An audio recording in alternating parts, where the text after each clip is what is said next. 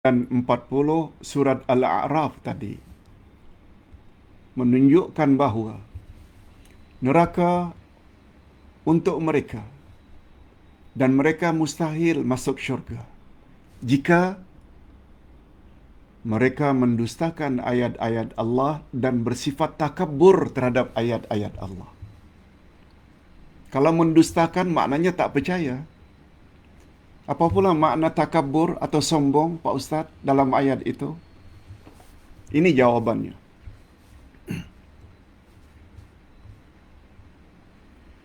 Rasulullah sallallahu alaihi wasallam pada suatu hari pernah mengatakan, "Innallaha jamilun yuhibbul jamal."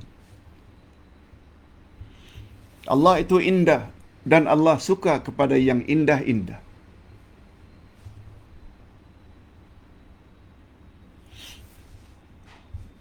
Lalu sahabat bertanya, "Bagaimana ya Rasulullah?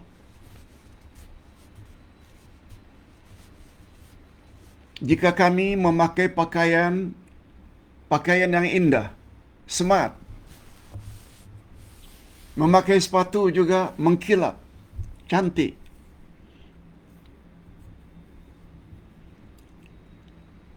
Tidakkah itu termasuk sombong, takabur ya Rasulullah?"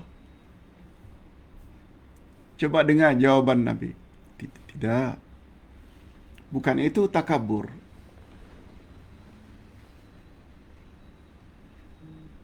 Innallaha jamilun yuhibbul jamal. Karena Allah itu cantik dan Allah suka kepada yang cantik-cantik. Itu bukan takabur. Malah Allah suka kepada yang cantik, yang smart. Wa innamal kibr. Tapi takabur yang aku maksudkan, batrul haq atau daf'ul haq wa ihtiqarun nas, atau kama qala Nabi sallallahu alaihi wasallam. Yang aku maksudkan dengan takabur ialah menolak kebenaran dan menghina manusia lain. Itu dia makna takabur. Ustaz ulang sekali lagi. Sahabat bertanya, "Ya Rasulullah, begitu bahayanya takabur. Tuhan pernah bersabda dalam hadis. Tuhan pernah bersabda, La yadkhulul jannah man kana fi qalbihi zarratun min kibr." Tidak akan masuk syurga orang yang apabila di dalam hatinya ada sifat takabur, walau sebesar zarrah, walau sebesar debu. Begitu peringatan dari Nabi dalam hadis sahih riwayat Imam Muslim. Lalu statement Nabi itu mengundang para sahabat bertanya, "Bagaimana ya Rasulullah jika kami memakai pakaian yang indah, cantik, memakai sepatu yang cantik? Apakah itu juga takabur?" Lalu Nabi jawab, "La. Innallaha jamilun yuhibbul jamal." Allah itu cantik dan Allah suka kepada yang cantik-cantik. Wa innamal kibr, yang aku maksudkan takabur, yang satu zarrah pun tak boleh ada di dalam hati, daf'ul haq, menolak kebenaran, dan yang kedua, ihtiqarun nas, menghina manusia. Nah, sekarang kita ingin fokus kepada takabur. Hadirin dan hadirat, seingat Ustaz, setahu Ustaz, makna takabur dalam masyarakat itu yang kedua, yaitu menghina manusia lain. Mentang-mentang kaya, hina orang miskin. Mentang-mentang berkereta mewah, mahal,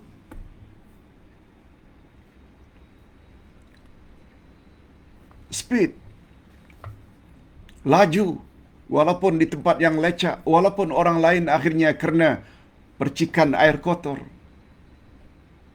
Karena pangkat tinggi, jenderal. Rendahkan, hina, kopral, sarjan.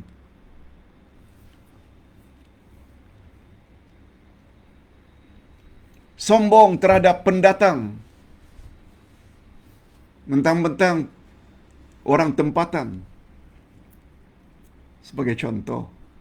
Ini contoh saja. Betul tak dalam masyarakat definisi sombong itu antara lain. Sombong manusia terhadap manusia lain karena kedudukannya rendah. Tapi rupanya yang Nabi sebut itu sombong yang kedua. Sombong yang pertama, takabur yang pertama, menolak kebenaran. Itu sebabnya bapa-bapa dan ibu-ibu serta para pendengar sekalian, bila kita bawa ayat Quran, kita bawa hadis Nabi yang sahih, itu adalah kebenaran. Lihat ayat 147. 147. Surat Al-Baqarah. Al-haqqu min rabbik fala takunanna minal mumtarin. Kebenaran itu al-haq, datangnya dari Tuhanmu. Jangan kamu ragu-ragu lagi. Nabi Muhammad disuruh oleh Allah untuk menyampaikan kepada umat kita ayat 29 Al-Kahfi, wa qulil haqqu min rabbikum faman syaa'a falyu'min wa man syaa'a falyakfur. Katakan, hai Muhammad, kebenaran yang aku bawa datangnya dari Tuhanmu. Siapa yang mau beriman, silakan beriman. Siapa yang ingin memilih kafir, silakan kafir. Al-Haq itu sebabnya dalam surat Wal Asri, kalau kita ingin terlepas daripada kerugian, selain beriman, alladzina amanu, beramal saleh wa amilus salihat, wa tawasaw bil haq, kita hendaklah sampaikan kebenaran. Tapi ada dari kalangan umat Islam, kita sampaikan kebenaran, lengkap ayat Quran, hadis Nabi. Kita dituduh sebagai pemecah belah masyarakat. Kita dituduh membawa ajaran songsang. Itu dia. Walaupun dia Muslim, walaupun dia berserban besar, walaupun dia berjanggut panjang, walaupun dia pakai jubah, walaupun dia pakai celak, tu dia takabur sebenarnya. Haram masuk syurga. Kan Ustaz cakap, mustahil masuk syurga sebagaimana mustahilnya onta masuk dalam lubang jarum. Tu makna takabur. Bukan saja mendustakan ayat-ayat Allah, tapi takabur. Takabur menurut definisi Nabi, yang pertama, takabur yang berbahaya itu menolak kebenaran. Batrul haq. Menghina manusia itu takabur nomor 2. Hanya dosa besar saja. Takabur yang sebenarnya menolak kebenaran.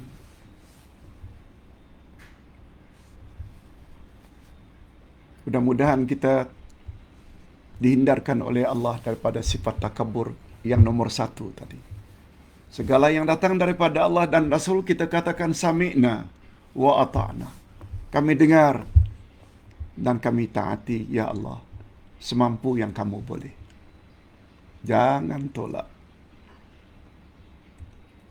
Itu sebabnya kata para ulama dalam kitabnya, takabur ada 3 jenis. Coba ingat baik-baik.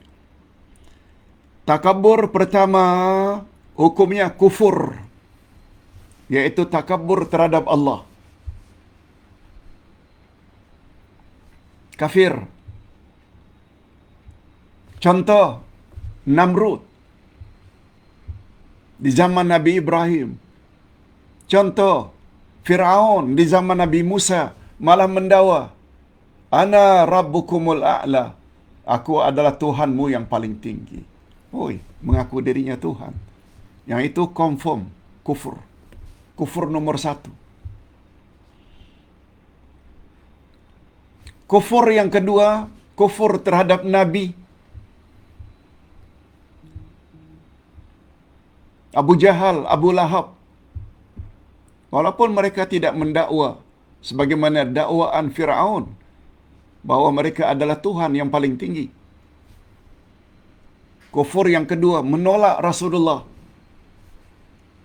Itu kufur yang kedua, juga kafir.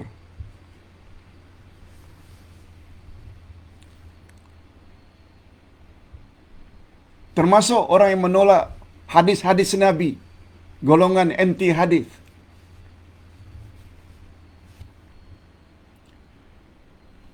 Kufur jenis yang ketiga, kufur dengan sesama umat. Kufur terhadap orang-orang saleh. Maksud Ustaz takabur. Pertama, takabur kepada Allah. Contoh Fir'aun. Takabur kedua, takabur terhadap Rasulullah. Juga membawa kufur. Contoh Abu Jahal, Abu Lahab. Termasuk orang Yahudi dan Nasrani. Walaupun mereka percaya pada Allah, tapi mereka tolak Nabi Muhammad. Itu takabur terhadap Rasul. Takabur yang ketiga, takabur terhadap sesama umat. Ustaz buat contoh. Takabur terhadap umat ini terbagi dua. Takabur yang ketiga, takabur sesama umat terbagi dua. Bila takabur manusia terhadap manusia lain disebabkan karena pangkat, kita dah sebut contoh tadi, mentang-mentang berpangkat tinggi, hina orang yang berpangkat rendah. Mentang-mentang bos, hina pegawai biasa. Mentang-mentang kaya, hina orang miskin. Itu hanya kabair, dosa-dosa besar. Tapi termasuk ke dalam apa tadi? Zalim yang ketiga. Apa dia zalim yang ketiga? Allah tidak akan ampun dosa orang itu, sebab itu dosanya A kepada B, A kepada C, A kepada X. Itu Allah tinggalkan, tak mau ampunkan, kecuali dia minta ampun kepada manusia yang dia bersikap dosa, berbuat dosa. Jadi takabur yang ketiga ini, takabur insan dengan sesama insan, terbagi dua. Kalaulah takabur insan itu disebabkan karena status, kedudukan, itu tergolong kabair. Tapi yang paling bahaya, bila takabur insan kepada sesama insan, karena insan tersebut membawa ajaran Allah, ayat Quran, membawa hadis Nabi yang sahih, tapi dia dustakan, dia tolak, malah dia musuhi. Kata para ulama, takaburnya walaupun nampaknya kepada sesama insan, tapi pada hakikatnya dia telah takabur kepada Allah dan Rasul. Dia tahu ustaz itu baik akhlaknya, tapi karena ustaz itu menyampaikan ayat Quran, hadis Nabi yang boleh menjejaskan kedudukannya, lalu dia hukum orang tersebut, dimasukkannya penjara, sebagaimana yang berlaku pada zaman-zaman silam. Berapa banyak para ulama yang ikhlas dan jujur dimasukkan dalam penjara sampai ada yang mati dalam penjara, itu maknanya orang tersebut, penguasa tersebut, mereka telah takabur terhadap Allah dan Rasul. Bukan kepada orang itu, sebab orang itu menyampaikan ayat Allah dan sabda Nabi. Okey. Itu sebabnya Ustaz tadi minta tangguh. Tidak jelaskan dalam tafsir, tapi kita buat satu pertanyaan tersendiri. Apa makna takabur, Pak Ustaz? Okey, itu makna takabur. Berdasarkan ayat Quran dan hadis Nabi. Barangkali selama ini kita tak dengar lagi penjelasan seperti ini. Nah, sekarang kita dah tahu. Hati-hati membenci ustaz-ustaz sunnah yang ingin membawa kebenaran ilahi, hadis-hadis Nabi. Tidak kecil dosanya itu. Na'udzubillahi min dzalik. Pak Ustaz,